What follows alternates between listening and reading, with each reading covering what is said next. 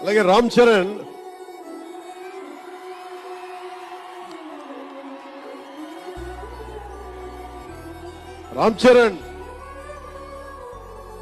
అదే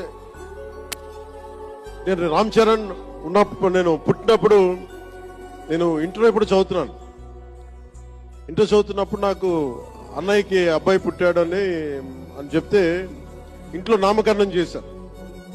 నామకరణం చేసినప్పుడు మా నాన్నగారు పెట్టిన పేరు, మా ఇంట్లో అందరికీ ఆంజనేయ స్వామి పేరు రావాలి, మా ఇంటి దైవం అని. రామ్ చరణ్ కి రాముడి చరణాల దగ్గర ఉండేవాడు ఎవడో హనుమంతులు, ఆంజనేయ స్వామి.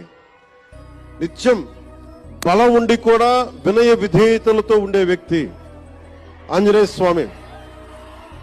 అంటే ఎంత ఎదిగినా, ఎంత శక్తిమంతుడైనా, అడిమాది అష్టసిద్ధులున్నా తన శక్తి తను తెలియకుండా ఎదిగే కొద్దీ ఒదిగుండే ఆంజనేయ స్వామి లాగా ఇతనికి రామ్ చరణ్ అని పేరు పెట్టాలని చెప్పి మా నాన్నగారు ఆలోచన చేసి తనకి రామ్ చరణ్ అని పెట్టారు.